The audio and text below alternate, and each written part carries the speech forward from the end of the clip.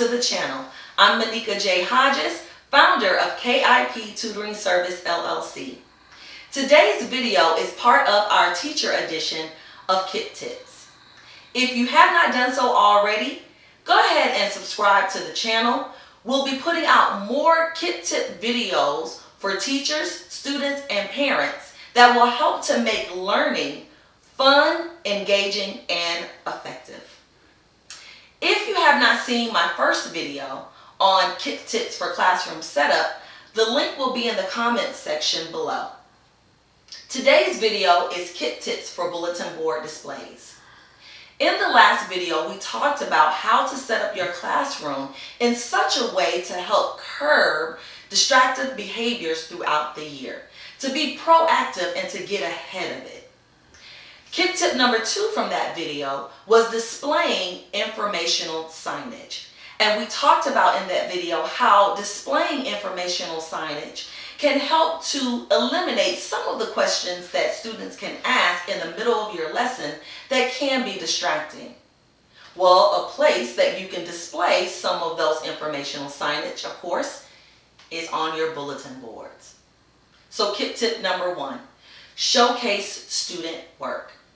Showcasing your student work can help to engage your students. It can help to boost their confidence, and it can also help them to want to do well on their assignments. It can give them that intrinsic motivation to want to perform at their best.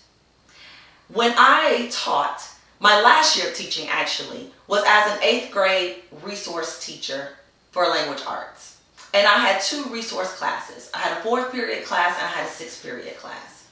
And I decided that last year to use part of my board to showcase student work. And so on that board, I created a criteria, first off, of what work I would showcase and the minimum grade that the student had to have made on that assignment in order to be showcased. I would encourage you to be flexible in that criteria. If you have students who, even at their very best, their grades are typically around the low B to high C average, you don't want to leave them out. So I would suggest maybe making your criteria be around the 74% mark. I would also suggest to make sure that you're inclusive of all students in varying the assignments that you showcase. For example, I may have had half of my students do well on their vocabulary assignment, and so half of the board was showcasing those students' work. But then I may have had another assignment that week that was a reading assignment where the other half of the class did very well. So I decided to showcase both assignments under the student work section of my bulletin board. Again, that allows all of your students to feel like they're being seen, to feel as if their progress, their growing, their efforts are being noticed.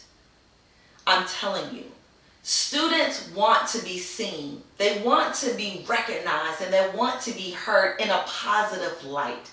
So go ahead and make sure that part of your bulletin board is showcasing student work. KIP tip number 2, communicate class assessment data. As teachers, we are accustomed to meeting together as a group and discussing data. We discuss state data, we discuss district data, and then we get together and we discuss our common assessment data.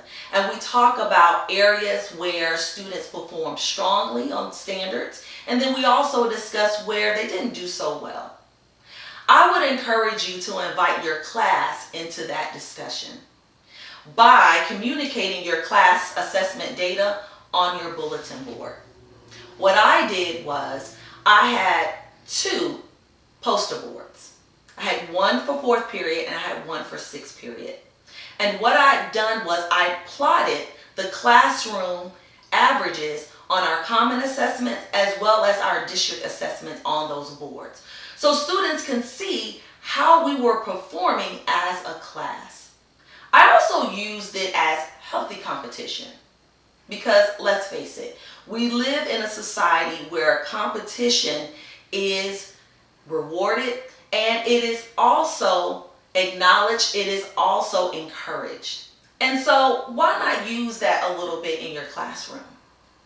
And so what I found was that my class periods, they were invested because they had been communicated the data, so they became invested. I remember one time I was getting ready to administer a common assessment in my 6th period class. And as the kids were getting ready to take their test, I will never forget how one of the students looked at another student and said, "Man, you got this. You got this. Come on, we gotta beat 4th period. I know you know it. You studied. You told me that you studied." And it did something to my heart, to be quite frank, to see them encourage and motivate each other that way. And so I would, again, encourage you to create a section of your bulletin board where you can communicate your class assessment data. I'm telling you, the kids will get invested. At the end of the semester, let me just say this, at the end of the semester, the class period that had performed the best or the highest, I would say, I rewarded them with a class party. You can do whatever you want at the end of it, right? But that's what I did. And then KIP tip number 3, feature pertinent academic content material on your board. That could be a word wall where it's full of vocabulary that your class has been working on and learning throughout the year. It can also include, if you're a science teacher, the periodic table.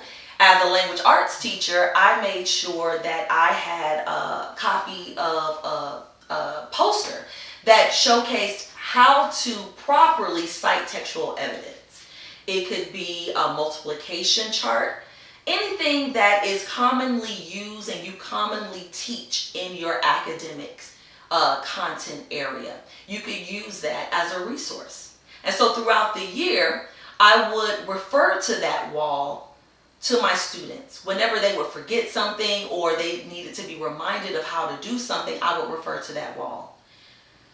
Caveat, when it is test time, make sure that you cover that part of your wall up, okay? We don't want any cheating involved. And that's it for your KIP tips for bulletin board displays to help make, again, learning more engaging, more fun, more effective.